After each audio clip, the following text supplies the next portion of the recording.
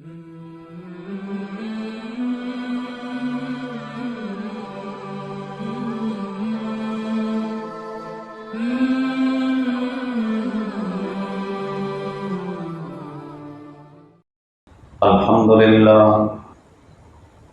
لله نحمده ونستعينه ونستغفره ونؤمن به ونتوكل عليه ونعوذ بالله من شرور أنفسنا ومن سيئات أعمالنا من يهده الله فلا مضل له ومن يضلله فلا هادي له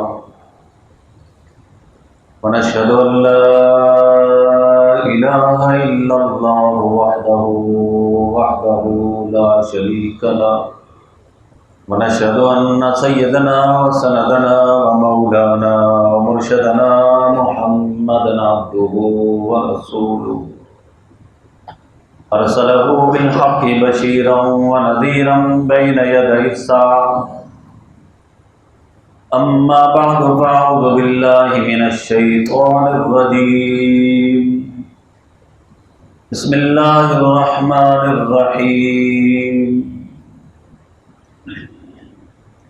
إنا أعطيناك الكوثر فصل لربك وانحر إن شانئك هو الأبتر وعن البراء بن عازب رضي الله تعالى عنه أن رسول الله صلى الله عليه وسلم سئل ماذا يتقى من الضحايا فأشار بيده فقال أربعا الأرجاء والبين ضلعها والأوراء البين أورها والمريضة البين مرضها والأجفاء التي لا تنقي. وعن علي رضي الله تعالى عنه قال نهى رسول الله صلى الله عليه وسلم أن نضحي بأعظم القرن والأذن أو كما قال عليه الصلاة والسلام إن الله وملائكته يصلون على النبي يا أيها الذين آمنوا صلوا عليه وسلموا تسليما. اللهم صل على محمد وعلى آل محمد كما صليت على إبراهيم وعلى آل إبراهيم إنك حميد مجيد. اللهم بارك على محمد وعلى آل محمد كما باركت على إبراهيم وعلى آل إبراهيم إنك حميد مجيد. میرے محترم بزرگوں اور دوستوں، گزشتہ جمعہ کو ہم نے عشرہ ذی الحجہ کے فضائل و مسائل اور قربانی کے کچھ مسائل بیان ہوئے تھے. آج بھی اسی موضوع پہ عرض کرتا ہوں. دعا فرمائیں کہ اللہ پاک صحیح بیان کی توفیق نصیب فرمائے اور ہم سب کو اللہ پاک اس پہ عمل کی توفیق نصیب فرمائے.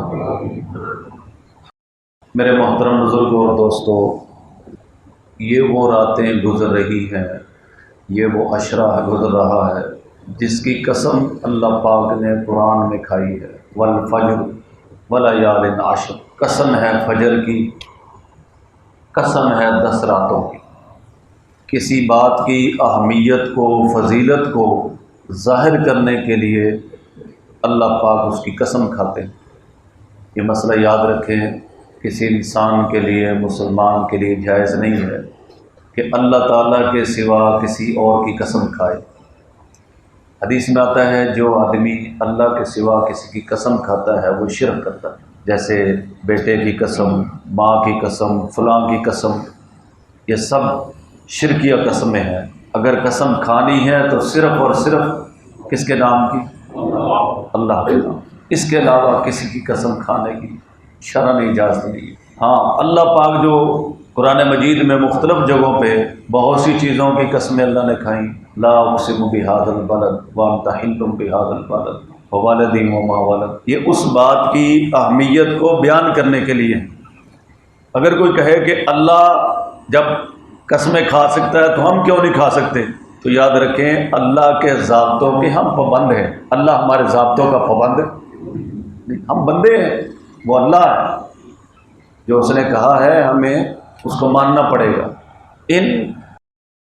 ان کے دنوں کا روزہ رکھنا ایسے ہے ثواب کے اعتبار سے کہ 1 سال کا ثواب 1 دن کے روزے پہ ملتا ہے، اور 9ویں ذی الحجہ کا روزہ رکھنا اس کے بارے میں ہے کہ اللہ پاک 1 سال گزشتہ اور 1 سال آنے والے گناہوں کو معاف فرما دیتے ہیں، اتنا بڑا ثواب۔ یہاں ایک بات بھی یاد رکھیں کہ یہ روزے نفلی روزے ہیں، 9-10 محرم کا روزہ نفل ہے، اسی طرح جو ہے شعبان کی 15ویں رات کا دن کا روزہ بھی نفل ہے۔ اگر کوئی رکھتا ہے تو سبحان اللہ، بہت اچھی بات ہے، رکھنا چاہیے، لیکن اگر کوئی نہیں رکھتا تو اس کو ملامت نہیں کرنا چاہیے، تانا نہیں دینا چاہیے کہ تم نے کیوں نہیں رکھا، نفل ہے، اللہ تعالیٰ توفیق دے تو ضرور رکھنے چاہیے، لیکن اتنی سی بات ضرور یاد رکھیں کہ نفل کوئی کرے یا نہ کرے اس پہ ملامت نہیں کرنا چاہیے۔ اور دوسرا بھائی، اللہ پاک نے قرآن مجید کے اندر فرمایا ہے کہ انا اعطیناک الکوثر، بے شک ہم نے آپ کو کوثر عطا کی ہے۔ کوثر کے بہت سے معنی ہیں، ایک اس کا معنی ہے خیر کثیر، بہت بڑی خیر آپ کو عطا کی، اور دوسرا حوض کوثر۔ فصل لربک وانحر، اب اس کا شکر کیا ہے کہ آپ نماز پڑھیں، اپنے آپ کو اللہ کے سامنے جھکائیں، وانحر، اور کیا کریں، قربانی کریں۔ تو قربانی کے اندر بھی یہی ترتیب ہے کہ پہلے ہم صبح عید کی نماز پڑھتے ہیں اور اس کے بعد ہم قربانی کرتے ہیں۔ فصل لربک وانحر، آپ اپنے رب کے لیے نماز پڑھیں اور قربانی کریں۔ قربانی سے پہلے بھی ایک حکم ہے، وہ یہ ہے کہ 9 ذی الحجہ یعنی یوم عرفہ، اس کی صبح فجر سے لے کر 13 ذی الحج کی عصر تک، یعنی 9، 10، 11، 12، 13، 5 دن، ہر نماز کے بعد مسلمان مرد پر عورت پر واجب ہے کہ وہ یہ تکبیرات کہے، اللہ اکبر اللہ اکبر لا الہ الا اللہ اللہ اکبر اللہ اکبر وللہ الحمد۔ یہ مردوں پر بھی واجب ہے اور یہ عورتوں پر بھی ہر فرض نماز کے بعد واجب ہے کہ یہ تکبیرات کہے۔ مرد تھوڑا سا بلند آواز سے کہیں گے، عورتیں آہستہ آواز سے کہیں گے، چاہے وہ گھروں میں نماز پڑھتے ہیں یا مسجدوں میں نماز پڑھتے ہیں۔ ہر مسلمان جو نماز پڑھتا ہے 9، 10، 11، 12، 13، 9ویں کی یعنی عید سے ایک دن پہلے جو ہوتا ہے نا، اس کو 9ویں کہتے ہیں، اس کو یوم عرفہ بھی کہتے ہیں۔ اس کی فجر سے لے کر 13 ذی الحج کی عصر تک ہر مسلمان مرد پر عورت پر واجب ہے کہ وہ ان تکبیرات کو کہے، اللہ اکبر لا الہ الا اللہ اللہ اکبر وللہ الحمد۔ اس مسئلے کو یاد بھی رکھنا چاہیے اور گھر میں بھی جا کے بتانا چاہیے۔ یاد رکھیں، اگر کوئی واجب چھوڑ دے تو گناہ ہوتا ہے، گناہ گار ہوتا ہے، اس لیے یہ مسئلہ گھروں کو، عورتوں کو یاد دلانا چاہیے، انہیں جو ہے وہ بتانا چاہیے۔ تو قربانی کے ایام میں قربانی کرنا ہر صاحب نصاب پر واجب ہے۔ ایک حدیث میں آتا ہے کہ اللہ پاک کو ان دنوں میں قربانی کا خون بہانے سے زیادہ کوئی عمل بھی محبوب نہیں ہے۔ ایک آدمی کروڑ روپیہ خیرات کر دے ان دنوں میں، قربانی نہ کرے گناہ گار ہے۔ اگر ایک آدمی کروڑ روپیہ خیرات کرتا ہے اور دوسرا 14-15 ہزار روپیہ حصہ ڈال کے قربانی کر دیتا ہے، وہ کروڑ روپیہ خیرات کرنے والا اس 14,000 روپیہ حصہ ڈالنے والے کے برابر نہیں ہو سکتا۔ وہ ساری دنیا بھی خیرات کر دے لیکن قربانی کے عمل کا جو ثواب ہے اس کو نہیں پہنچ سکتا۔ اور قربانی میں نے عرض کیا تھا ہر صاحب نصاب پر واجب ہے۔ قربانی اور زکوٰۃ کا ایک ہی حکم ہے۔ جیسے یہ سوال ہے کہ گھر کے اندر فرض کریں 8 افراد رہتے ہیں، ان میں 6 افراد کے پاس 1 لاکھ روپیہ ہے یا اس سے زیادہ ہے، اور ان میں سے ہر ایک کی اپنی اپنی ملکیت ہے، تو ہر ایک پہ علیحدہ علیحدہ زکوٰۃ آئے گی کہ نہیں آئے گی؟ جو آدمی 1 لاکھ روپیہ، ایک مثال ہے کہ اس سے زیادہ کا مالک ہے، اور گھر میں 8 افراد رہتے ہیں اور 6 آدمی بیٹے ہیں، بیٹیاں ہیں، ماں باپ ہیں، ان میں 6 افراد صاحب نصاب ہیں، تو ہر ایک پہ علیحدہ علیحدہ زکوٰۃ آئے گی کہ نہیں آئے گی؟ اسی طرح انہی 6 افراد پہ جن پہ زکوٰۃ آئے گی ان پہ قربانی دینا بھی واجب ہے۔ گھر کے ایک فرد کی طرف سے قربانی کرنے سے سب کی قربانی ادا نہیں ہوتی۔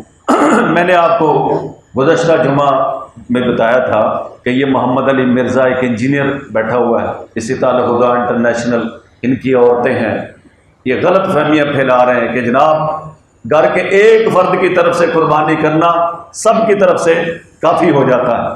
حالانکہ وہ جو حدیث ہے وہ یہ ہے کہ اس حدیث کا مقصد یہ ہے کہ وہ قربانی کے ثواب میں شریک ہے، قربانی میں شریک نہیں۔ اور یہ مسئلہ سب کو پتہ ہے کہ گھر کا جو سربراہ ہے، اگر صرف نصاب کا مالک وہ ہے اور کسی کے پاس اتنے پیسے نہیں جس پہ قربانی ہے، تو ظاہر ہے گھر میں ایک ہی قربانی ہوگی نا۔ اب دوسرے گھر والے افراد قربانی کیوں نہیں کر رہے؟ بھائی وہ نصاب کے مالک نہیں ہیں۔ اب یہ کہہ دینا کہ جناب ایک ہی قربانی سب کی طرف سے کافی ہے، اس کو عقل مند جو ہے نا تسلیم کر سکتا ہے؟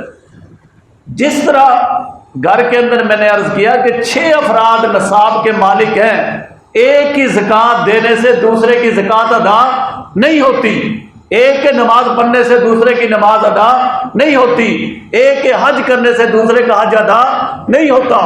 اسی طرح صاحب نصاب اگر ایک آدمی قربانی کرے تو دوسرے صاحب نصاب کی طرف سے قربانی ادا نہیں ہوتی، وہ چاہے مرد ہو چاہے عورت ہو، جو بھی صاحب نصاب ہے اس کے اوپر قربانی آئے گی۔ اور قربانی کے جو جانور ہیں اس میں یاد رہے بھائی، وہ جانور قربان کریں جو دل کو اچھا لگے۔ لن تنالوا البر حتى تنفقوا مما تحبون، ہرگز تم نیکی کے کامل درجے کو نہیں پہنچ سکتے جب تک وہ چیز اللہ کے راستے پہ خرچ نہ کرو جس کو تم پسند کرتے۔ تو قربانی کا جانور خوبصورت ہونا چاہیے، اچھا ہونا چاہیے، جو بھی اپنی استطاعت کے مطابق لے۔ اور اس لیے علماء کرام نے یہ لکھا ہے کہ بہتر یہ ہے کہ قربانی کا جانور پہلے لے لیا جائے، اس کی خدمت کی جائے تاکہ اس کے ساتھ ایک انس ہو جائے، تعلق بن جائے، تاکہ جب اس کو ذبح کریں تو تھوڑا سا دل پر بھی جو ہے نا تکلیف آئے، کچھ نہ کچھ اس سے محبت ہو جائے، کیونکہ یہ ایک بیٹے کی یاد ہے۔ اسماعیل علیہ السلام کو جب ذبح کے لیے لٹایا گیا وَفَدَيْنَاهُ بِذِبْحٍ عَظِيمٍ، اس کی جگہ اللہ نے مینڈا ذبح کیا اور اس کو اللہ نے بعد والوں کے لیے رکھ دیا۔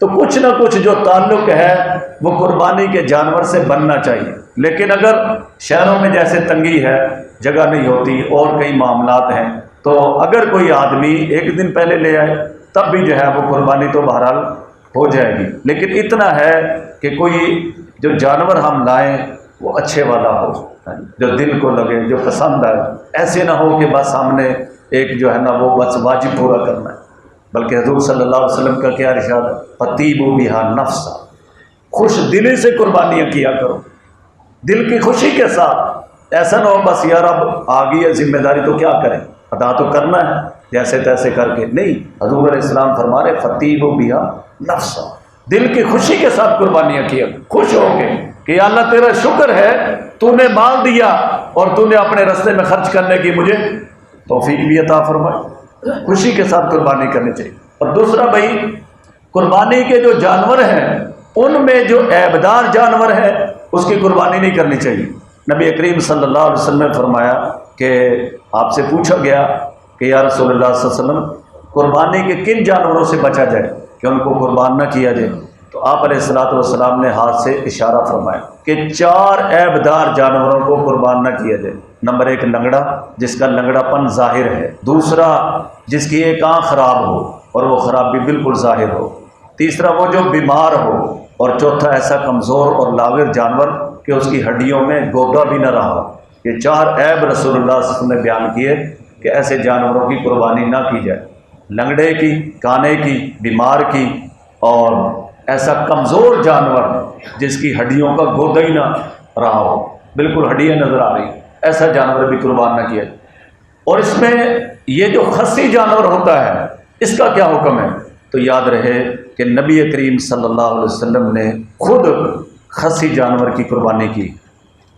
حضور صلی اللہ علیہ وسلم نے خصی دمبا اللہ کے راستے میں قربان کیا۔ تو خصی جانور کی قربانی کرنا افضل ہے۔ یہ جو شیعہ ہے نا، یہ خصی جانور کی قربانی نہیں مانتے، یاد رکھیں۔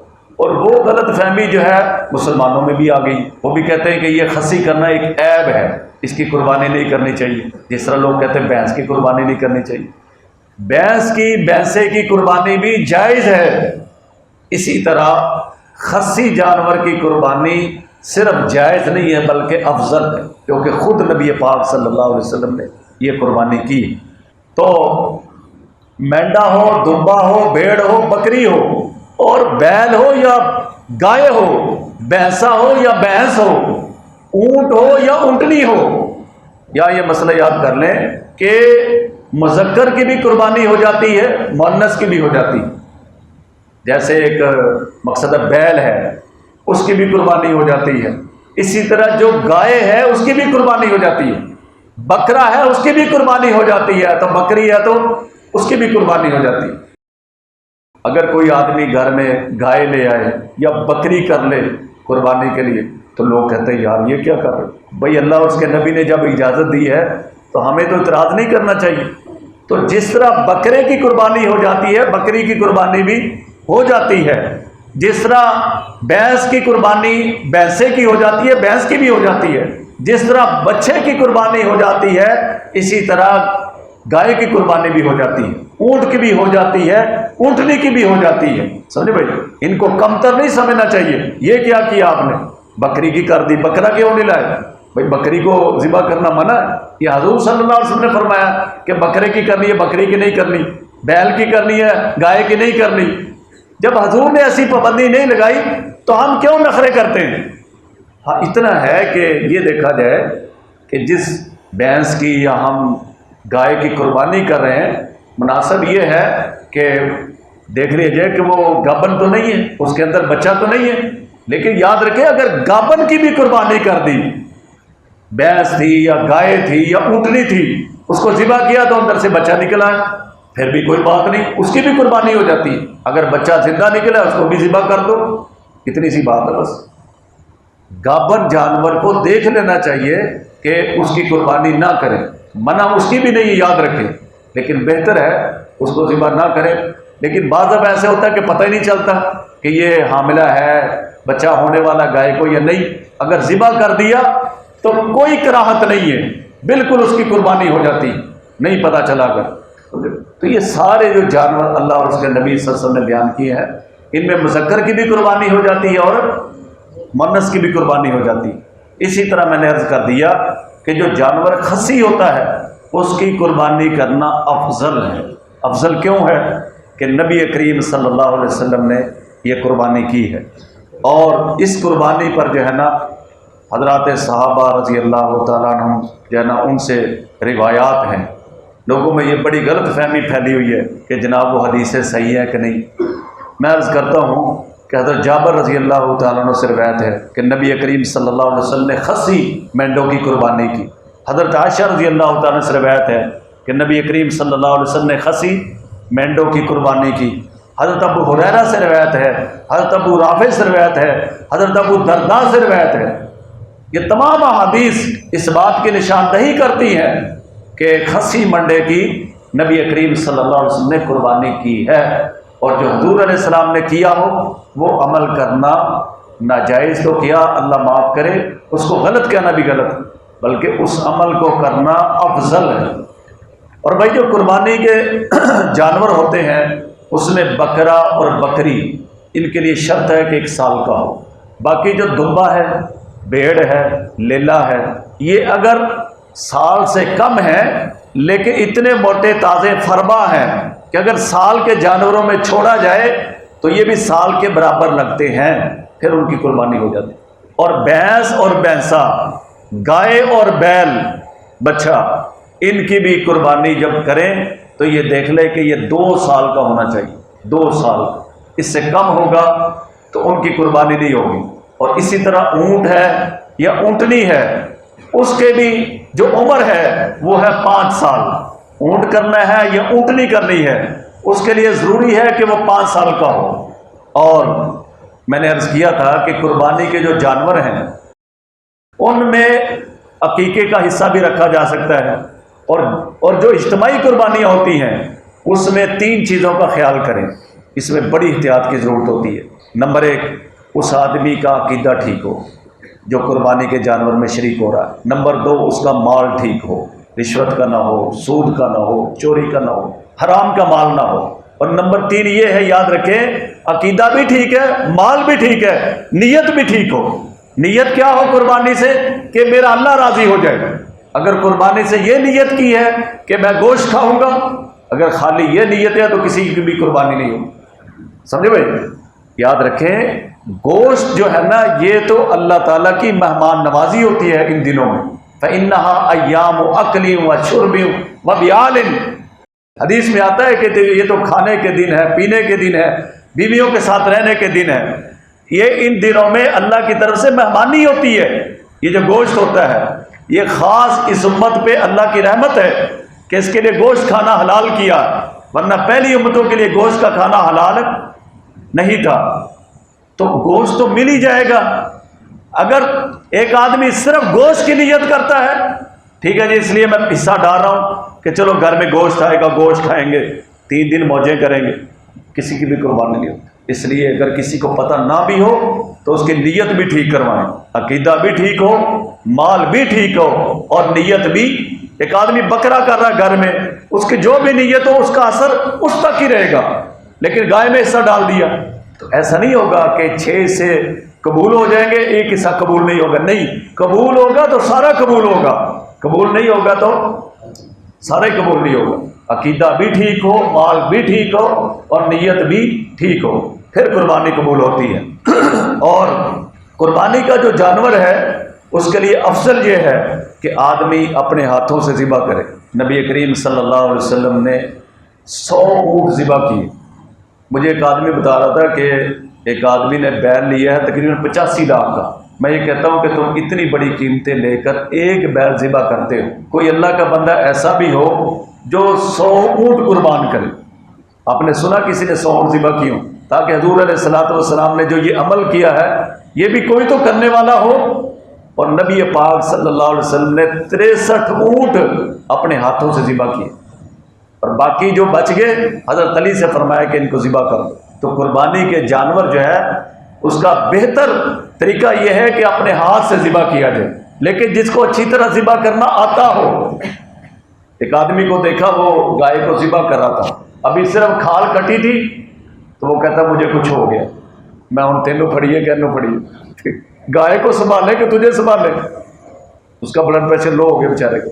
تو اگر طبیعت کا پتہ ہے کہ میں یہ نہیں کر سکتا، کئی لوگوں کی طبیعت ہوتی ہے وہ خون نہیں دیکھ سکتے، خون دیکھتے ان کے دل کو کچھ ہو جاتا ہے، تو ایسے ہی پھر اپنے آپ کو اور گائے کو مصیبت میں نہ ڈالیں۔ ذبح وہ آدمی کرے کہ جو مضبوط دل والا ہو، جو ذبح کر سکتا ہو، جس کو ذبح کا طریقہ آتا ہو۔ اور میرے محترم بزرگوں اور دوستوں، قربانی کے موقع پر ہم دیکھتے ہیں کہ ہر بندہ ہی کسائی بنا ہوتا ہے، جتنے مزدور ہوتے ہیں، جتنے اللہ پاک نے رزق لکھا ہے لوگوں کا، قربانی سے لاکھوں انسانوں کو رزق ملتا ہے، انہیں ایک قسم کا روزگار ملتا ہے، یہ تو اللہ کی رحمت ہے۔ لیکن میں عرض کروں کہ کوشش یہ کریں کہ قربانی کا جانور اس سے ذبح کروائیں جس کا عقیدہ ٹھیک ہو۔ گوشت اگر کوئی اور بھی بنا دے گا، فرض کرے عیسائی نے بھی گوشت بنا دیا، کوئی مسئلہ نہیں، گوشت حرام نہیں ہوتا، لیکن اگر کسی جو ہے غیر مسلم نے ذبح کر دیا، کسی قادیانی نے ذبح کر دیا، سارا جانور حرام ہو جائے۔ گوشت آپ بنوا لیں، لیکن کوشش کریں کہ جو تکبیر ہے نا، تکبیر جو ذبح کروانا ہے وہ کسی اعتماد والے آدمی سے ذبح کروائیں۔ اگر خود ذبح کرنا نہیں آتا تو تو کسی اعتماد والے آدمی سے ذبح کروائیں۔ دیہاتوں میں تو موج ہوتی ہے، جو مسجد کا مولوی ہوتا ہے وہ سارے ماشاءاللہ گاؤں کے جانور ذبح کرتا ہے۔ تو مقصد یہ ہے کہ کسی ایسے آدمی سے تکبیر، کیونکہ دیکھیں آج جانور کتنے مہنگے ہیں، اللہ کرے سستے ہو جائیں۔ تو یہ جو جانور ہیں یہ بندہ کتنی جمع پونجی خرچ کر کے لے کے آتا ہے، اور اگر اس کو بعد میں پتہ چلے کہ جناب اس کا تو عقیدہ ہی ٹھیک نہیں تھا، وہ تو دہریہ ہے، مسلمان نام رکھے ہوئے ہیں لیکن ایسے لوگ ہیں جو اللہ کو نہیں مانتے۔ ایسے لوگ آپ کو معاشرے میں ملیں گے جن کو اللہ کے ایک ہونے پر اعتراض ہے، اللہ کے اختیارات پر اعتراض ہے، حضور علیہ السلام پر اعتراض ہے، اور نام مسلمانوں والے شریعت کے کئی احکام کا انکار کر دیں گے اور کہیں گے ہم مسلمان۔ تو اعتماد والے آدمی سے جانور کو ذبح کروانا چاہیے، اور جب ذبح کریں تو بسم اللہ اللہ اکبر، بسم اللہ اللہ اکبر، انی وجہت وجہی للذی فطر السماوات والارض حنیفا وما انا من المشرکین ان صلاتی ونسکی ومحیای ومماتی للہ رب العالمین۔ اور جو آدمی اجتماعی قربانی کو ذبح کر رہا ہے وہ اپنی بھی نیت کرے، اور جو لوگ اس میں شریک ہیں ان سب کی نیت کر لیں، ان کے میں ان سب کی طرف سے قربانی کر رہا ہوں، جتنے بھی لوگ اس اجتماعی قربانی میں شریک ہیں۔ اور یاد رہے کہ جب قربانی کے جانور کو ذبح کر دیا جائے تو یہ جو کسائی ہوتے ہیں یہ جلدی سے اس کا منکا توڑ دیتے ہیں تاکہ جانور جلدی ٹھنڈا ہو جائے اور ہم جو ہے نا وہ کھال اتاریں اور اگلا جو ہے وہ گاہک کے پاس جائے۔ یاد رکھیں اس کو جو ہے نا، یہ جو جانور ہوتا ہے قربانی کا، اس کی 4 رگیں کاٹنی ہوتی ہیں، 4 رگیں، 3 بھی کٹ جائیں پھر بھی جانور ذبح ہو جاتا ہے۔ اور یاد رکھیں اگر کسی نے جان بوجھ کر تکبیر نہیں پڑھی تو بھی جانور حرام ہو جائے، اگر کسی نے بھول کر تکبیر رہ گئی تو جانور حلال رہتا ہے، لیکن اگر جان کر تکبیر نہیں پڑھی، بسم اللہ اللہ اکبر نہیں پڑھا، تو سارا جانور جو ہے وہ حرام ہو جاتا ہے۔ تو کسائیوں کو اتنا موقع نہ دے کہ وہ جلدی جو ہے نا جانور کو ٹھنڈا کرنے کے لیے گردن توڑ دیں کہ ہم جلدی کھال اتاریں اور جائیں، اس کو بھائی اس کا خون نکلنے دیں۔ یاد رکھیں یہ جو جانور کا خون نکلتا ہے وہ گوشت پاکیزہ بھی ہو جاتا ہے اور انسانی صحت کے لیے بھی مفید ہوتا ہے، اور وہ گوشت جلدی خراب بھی نہیں ہوتا، اور اگر جانور کے جسم میں گوشت رہ جائے تو یاد رکھیں نہ وہ انسانی صحت کے لیے مفید ہوتا ہے اور وہ خراب بھی جلدی ہو جاتا ہے۔ یہ احتیاط کرنی چاہیے۔ اور جب قربانی کا جانور جو ہے ذبح ہو جائے تو یاد رکھیں جو لوگ اجتماعی قربانی میں شریک ہیں ان کو اٹکل پچو سے آپ تقسیم نہ کریں۔ یہ بھی یاد رہے کہ قربانی کے جانور کا گوشت تقسیم کرنا بہتر ہے، مستحب ہے کہ آپ اس کے 3 حصے کریں، ایک حصہ اپنے لیے رکھ لیں، ایک حصہ اپنے رشتہ داروں کے لیے رکھ لیں، اور تیسرا حصہ جو ہے فقراء میں اور مسکینوں میں خرچ کر دیں، ان کو دے دیں۔ یاد رکھیں میں نے عرض کیا کہ یہ قربانی کے دنوں میں اللہ کی طرف سے مہمانی ہوتی ہے کہ لوگ مسلمان اللہ کے مہمان ہوتے ہیں، اللہ ان کو کھلاتے ہیں، گوشت کھلاتے ہیں۔ کئی ایسے ہیں جو پورا سال قربانی نہیں کر سکتے، گوشت نہیں کھا سکتے، اللہ ان کو قربانی کا گوشت کھلاتے ہیں۔ تو جو لوگ اس کا ذریعہ بنتے ہیں اللہ ان پہ کتنا خوش ہوتے ہوں کہ میرے بندوں کو کھلا رہا ہے۔ تو اس سے ہمیں پتہ چلا کہ بکرا فریج میں رکھنا کہ لوگوں کو دینا یا صرف گائے دینی ہے۔ لن تنالوا البر حتى تنفقوا مما تحبون، اس چیز کو تم اللہ کے راستے میں خرچ کرو جس کو تم پسند کرتے ہو۔ اگر اپنے لیے بکرا پسند ہے تو دوسروں کو بھی، چلو دوسروں کو بھی کچھ نہ کچھ تو دے دو اس میں سے۔ یا یاد رکھیں کہ جب گوشت تقسیم کرتے ہیں تو اچھا اچھا چن کے اپنے لیے یا رشتہ داروں کے لیے رکھ لیتے ہیں، اور جو چیتڑے ہوتے ہیں اور جو ہے نا ایسے ہی بیکار گوشت ہوتا ہے وہ محلے میں اور فقیروں کو تقسیم کر دیتے۔ اللہ کو یہ چیز پسند نہیں۔ جو اپنے لیے پسند کرتے ہو دوسرے مسلمان کے لیے بھی وہی پسند کرو۔ تو گوشت کے 3 حصے کرنا مستحب ہے، ایک حصہ اپنے لیے، ایک حصہ اپنے رشتہ داروں کے لیے، اور تیسرا حصہ بھائی فقیر مسلمانوں کے لیے۔ اور ایک مسئلہ یہ بھی پوچھا تھا کہ کیا قربانی کا گوشت کسی عیسائی کو دے سکتے ہیں؟ تو دے سکتے ہیں۔ اللہ کریم ہمیں صحیح سمجھ نصیب فرمائے۔ ما علینا الا البلاغ المبین۔